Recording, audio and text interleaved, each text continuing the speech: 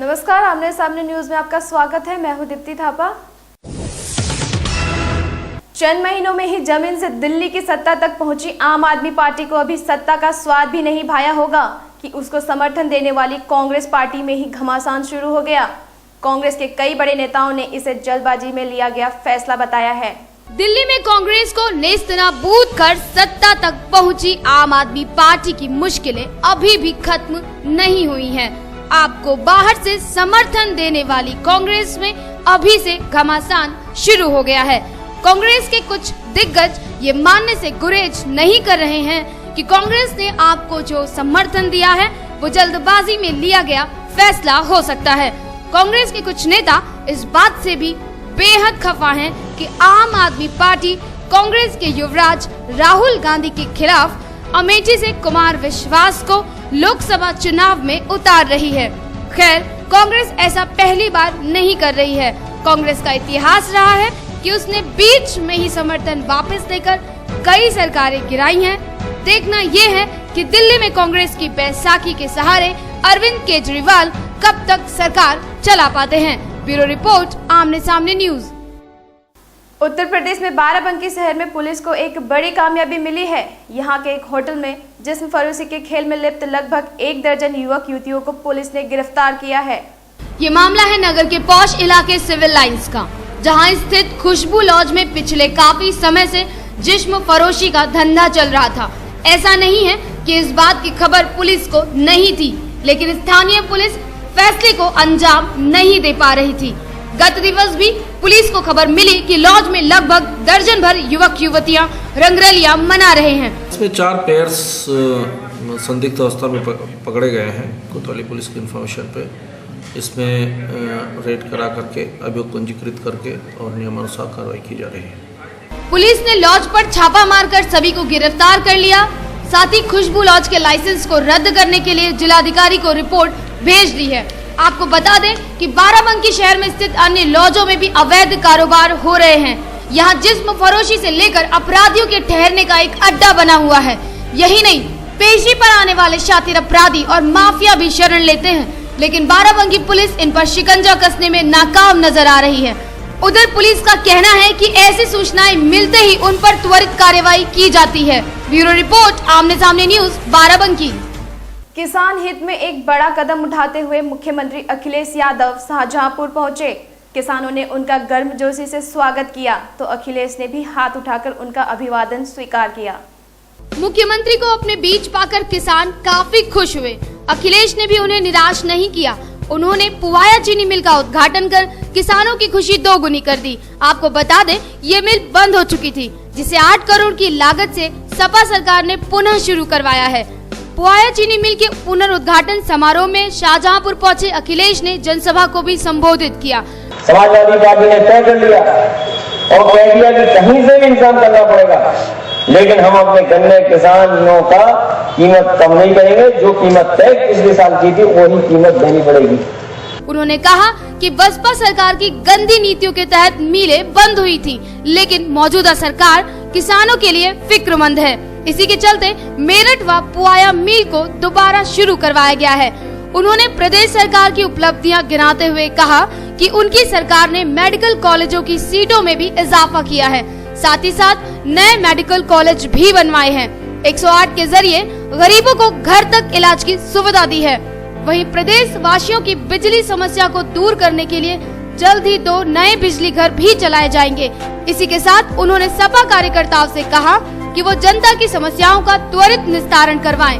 Bureau report, आमने सामने news, Shahjahanpur. अब वक्त तो चला है छोटे से ब्रेक का। देखते रहिए आमने सामने न्यूज। आप सभी को क्रिसमस और नए वर्ष के पर्व की शुभकामनाएं मिले। जिस प्रकार से हम जानते हैं कि संसार को एक उद्धारकर्ता की आवश्यकता है, जो उस पाप में भरे जीवन के उस संसार के मनुष्यों से दूर कर सके और उनको उनसे उद्धार दिला सके आवश्यकता थी। वो परमेश्वर ने अपने आप को अपने पुत्र के रूप में संसार में भेजकर उसको पूरा किया, जिसको कि हम क्रिस जयंती के रूप में मनाते हैं, और उसके द्वारा सारी मानव जाति के लिए ये उद्धार का कारण बनता है, और उससे उद्धार पाकर मनुष्य अनंत जीवन की शांति प्राप्त कर सकता है। इसी तरीके में नववर्ष, जो कि संसार के रूप में नववर्ष के रूप में काउंट किया जाता है, लेकिन मसीही समुदाय के लिए, कलीसिया और चर्च के लिए एक नई वाचा के रूप में इसकी शुरुआत होती है 1 जनवरी से, और इसलिए चर्च उसको नववर्ष इसलिए कहता है क्योंकि नई वाचा दिलाने से, नई वाचा में हम आगे बढ़ते हैं, और इसलिए हमारे लिए नववर्ष का मनाया जाना आवश्यक हो जाता है, और उसके महत्व बनती है हमारे लिए। इन दोनों पर्वों के साथ, विशेष रूप से क्रिसमस पर्व के साथ और नए वर्ष की शुभकामनाओं के साथ आप सभी को प्रभु यीशु क्रिस्ट की शांति मिले। पॉलिटिक्स, क्राइम, स्पोर्ट्स, अगर इन खबरों पे है आपकी बारीक नजर, आपकी आवाज भी कर सकती है असर। बढ़ाएं अपनी आवाज का दायरा, बने आमने सामने न्यूज का हिस्सा। ब्रेक के बाद एक बार फिर से आपका स्वागत है। वो मूर्तियों को ऐसा गढ़ते हैं कि वो सजीव मालूम पड़ती है। ये उनके हाथों की ही कला है जो लखनऊ वासियों को ही नहीं बल्कि फैजाबाद रोड पर जाने वाले हर राहगीर की नजरें अपनी ओर खींच लेती है। हम बात कर रहे हैं टेराकोटा मूर्तियां बनाने वाले शिल्पकारों की, जिनके पास सुनाने को बहुत कुछ है लेकिन खुशियों के नाम पर कुछ भी नहीं।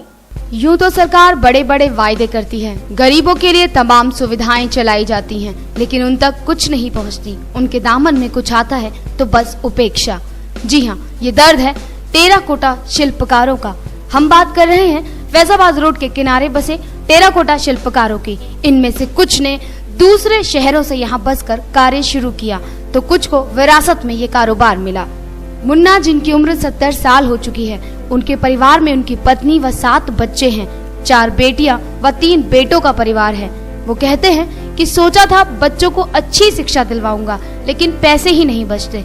हर महीने नगर निगम वाले हजारों रुपए ले जाते हैं, फिर भी सर से कब छत चली जाए ये डर हमेशा बना रहता है।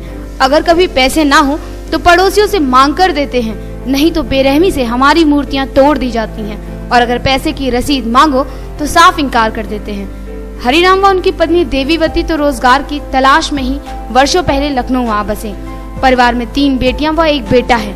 उन्होंने कहा कि वो नहीं चाहते कि उनके बच्चे इस पुश्तैनी कारोबार से जुड़े। उनकी माने तो वो अपने बच्चों को सरकारी अफसर बनाना चाहते हैं। वहीं हशमत अली कहते हैं कि सरकार से बस इतनी गुजारिश है कि हम गरीबों के लिए भी कोई आशियाना दे दें, जहां हम खुद को सुरक्षित और खुश महसूस कर सकें। किसी शायर की लिखी ये लाइनें कि दुनिया संवर गई न मुकद्दर संवर गया, खुशियां मिले तो हमको जमाना गुजर गया, इन शिल्पकारों पर बेहद सटीक बैठती हैं, जिनकी जिंदगी तो रंगों के साथ शुरू होती है लेकिन खुशियों का रंग उनके दामन में नहीं। ब्यूरो रिपोर्ट, आमने सामने न्यूज।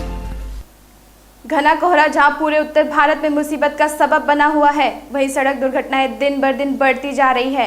पीलीभीत बरेली हाईवे पर कोहरे की वजह से 2 ट्रकों की आमने सामने से भिड़ंत हो गई। जहां उत्तर भारत में ठंड दिन पर दिन बढ़ रही है, वहीं कोहरा भी सड़कों पर जानलेवा होता जा रहा है। घने कोहरे की वजह से सड़क दुर्घटना के कई मामले सामने आए हैं। इसी घने कोहरे की वजह से बरेली पीलीभीत हाईवे पर 2 ट्रकों की आमने सामने से भिड़ंत हो गई। पीलीभीत बरेली हाईवे से जा रहा ट्रक ओवरलोड होने के कारण ट्रक ड्राइवर ने ट्रक को ऊपर से पेड़ की टहनी से बचाने की कोशिश की। घना कोहरा होने की वजह से सामने से आ रहा दूसरा ट्रक, जो कि पीलीभीत की तरफ से आ रहा था, दिखाई नहीं दिया। जब तक दोनों ड्राइवर कुछ समझ पाते, दोनों ट्रक आमने सामने से टकरा गए। ट्रक की भिड़ंत इतनी तेज थी कि एक ट्रक ड्राइवर का पैर टूट गया और दूसरा गंभीर रूप से घायल है।